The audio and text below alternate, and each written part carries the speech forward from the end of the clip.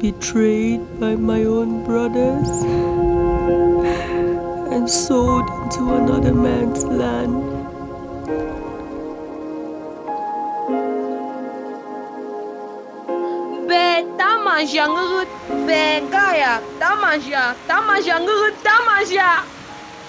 We are here at the historic slave trade market in the Dikolo Chiefdom in the southwest region, Cameroon, Bimbia. Why am I a slave?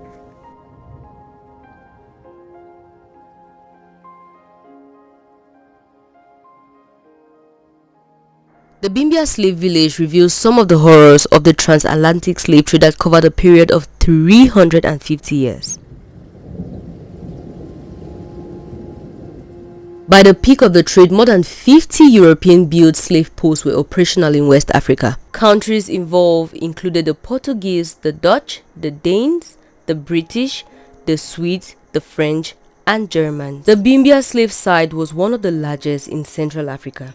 Slaves from Gabon, Chad, Central African Republic, and Congo passed through Bimbia. The Bimbia slave site suffered extensive damages due to the bombardment of the British anti-slavery warship called Man-O-War. Man-O-War was stationed at Estelle in Mondoli village, some 6 kilometers from Bimbia. The mission of the British Man-O-War ship was to destroy any slave boat leaving Bimbia to the Americas. Today, the area is called Man-O-War Bay.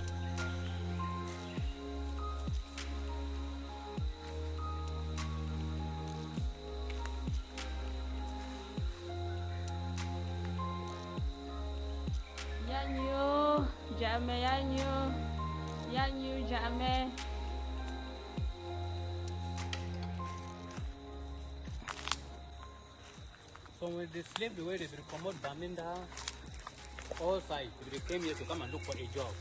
But when they came here, story changed, they captured. So here they get something like the bureau. I hear the screams. I hear thousands of voices. I hear mothers cry asking for their children. Chick Nova come back. Usa Sayade. So this bridge was just put here like a few years ago. When the slaves were brought from the marketplace up, they used to pass through this stream to the next market point. So that's where we're going to check right now.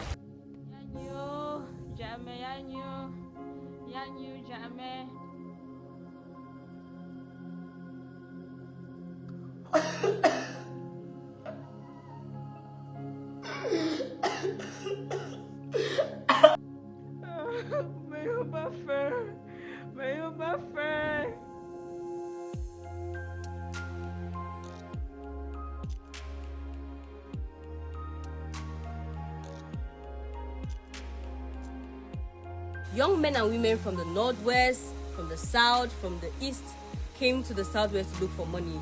But when they came here, they were captured and put in the first house we saw. Now, from the first house, they discovered they were slaves, and this is the warehouse where they were stored, ready for transportation into the Caribbean and the Americas. And right here in this place, they used to produce palm oil, which was transported from these pipes right up to the sea.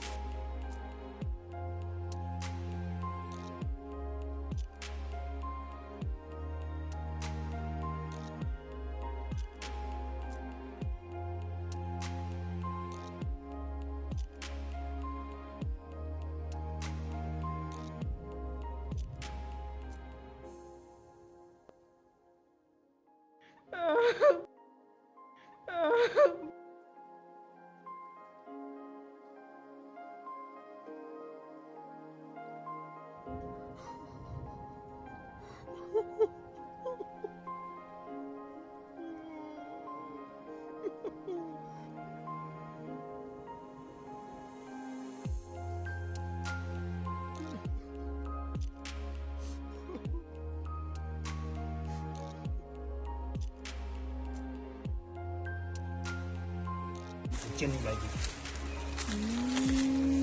So stubborn slaves were chained here. Yep. So each pillar, how many people will it carry? Two Double people. them. Two people. Because if you stand here, they put other one before you.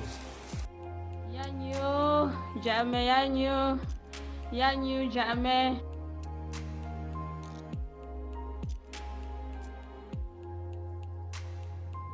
When the big ship come in Hancock Bay, Nico Island, they send now the small boat to come and pick the slaves. So when you close the door, bye-bye, you are going. This is the door of no return. Okay. When the big ship comes in Hancock Bay, Nico Island, they send now the small boat to come and pick the slaves. As I close the door, No return. yeah, you are going.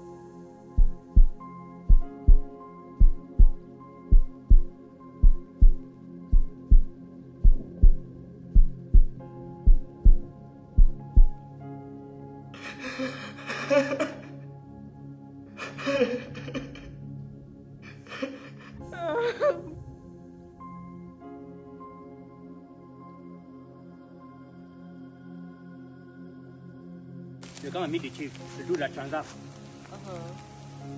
Yeah.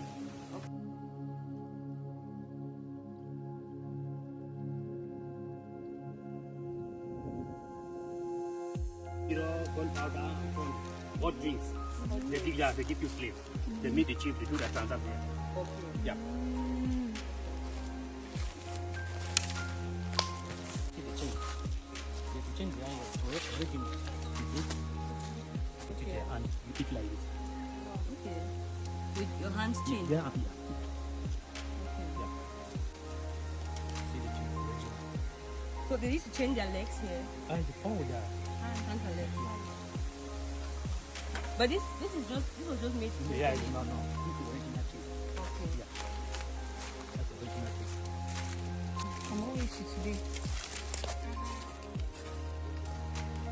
This was like the dining section for the slaves. When they came, I think they were chained like this. These are the chains that they were used on them. And they come here chained, and this is how they ate.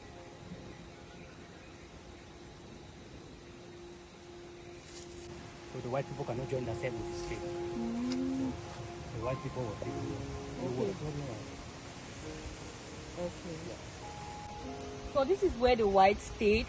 The whites never joined themselves with the slaves. So they had their own habitation right here. I can't get there because it's a little bit bushy.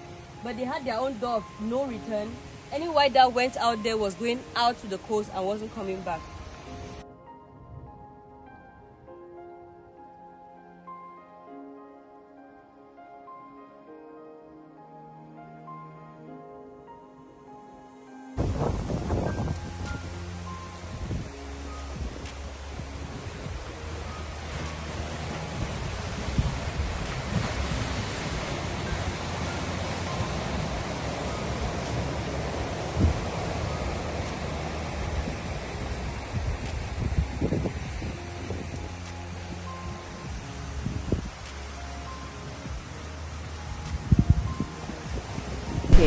Right over there we had the Nico Island. Some slaves were usually very stubborn. They used to cut their chains and want to run away.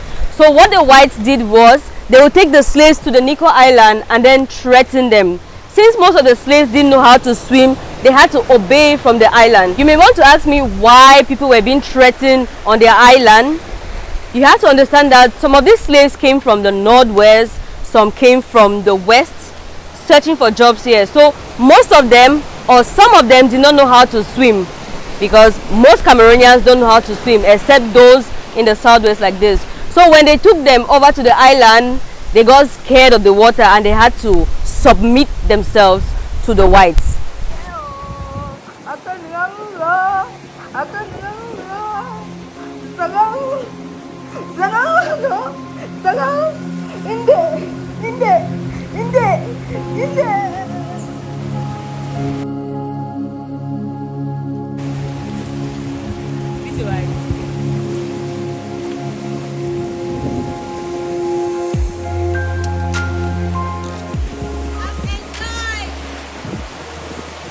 The big ship anchored at the Nico Island.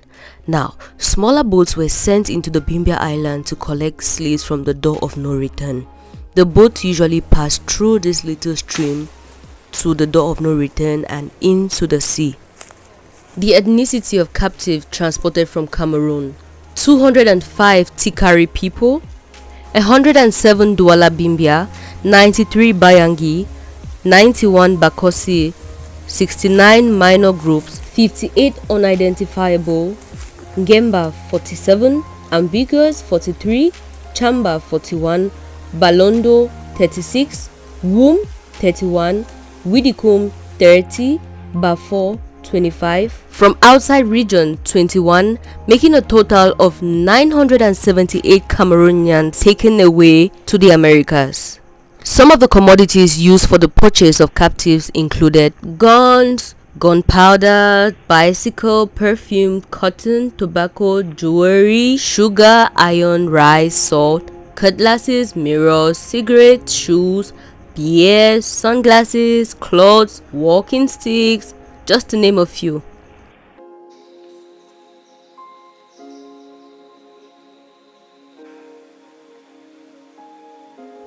The transatlantic slave trade was abolished in the United States from the 1st of January 1808. However, some slaving continued on an illegal basis for the next 50 years. The campaign to end slavery itself in the United States was long and bitter. Around 1.5 million slaves left Africa from the region of Cameroon. Combined, nearly half of all the slaves destined to work in the Western Hemisphere came from Cameroon and the Congo River Basin. Many slaves from the coastal regions of Cameroon and Equatorial Guinea ended up in Maryland, Virginia, and South Carolina.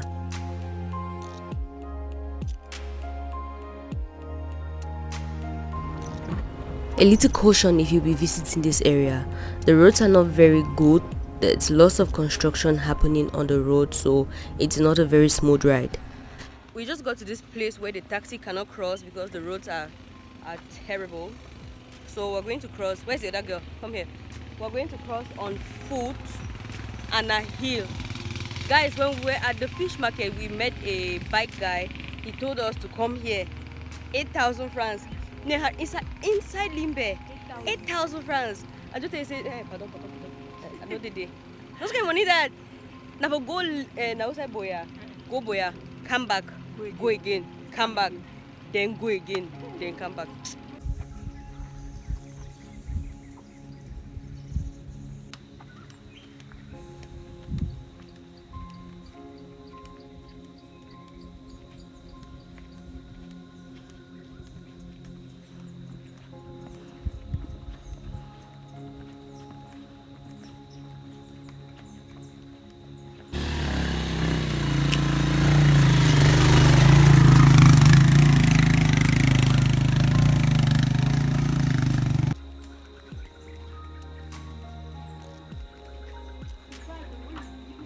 Yeah. It was part of my plan this day to visit the first church planted in Cameroon by Alfred Seka, but I didn't have the time finally. And from this village, if you move just on the same road going to the slave trade side, you're going to visit Rio dos Cameros, the river of prawn. That's where all or most of the crayfish sold in the country is being taken from. Slave trade side yet. We are waiting for a ride to take us to the village because just 4-wheel drives get up there. We let the taxi down and we're waiting for the ride right now. The heat and then the hill we will climb. What I'm trying to say is that it's not only the hill that we climb. Sun here, it's very, very hot. It looks like a very friendly place. We'll see you all when our ride gets here.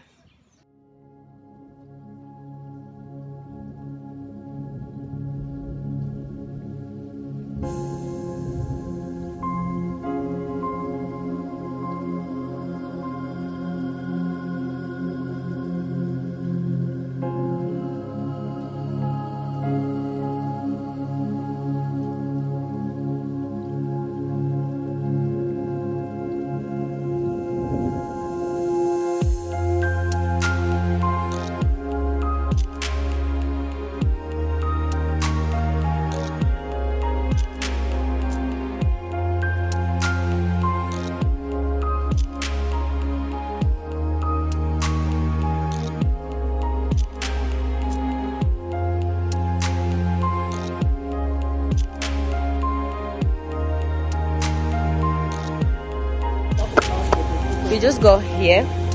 It's locked. Show them the lock. Like it's locked, and the guard, the person who is in charge of the place, is not around. So we called. There's a number written somewhere there. So he is going to meet us in a bit, and then we're going to get into the place. It really looks scary. It looks like a place. If they hide you one day, we're not going to see. Even if he shout now, we're not going to see. So we're excited to get in and see.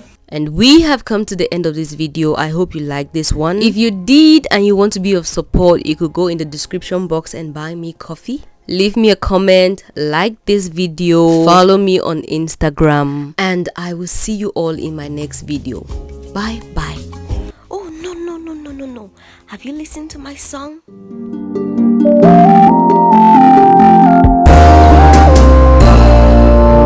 When them no see me, they ride the motor car.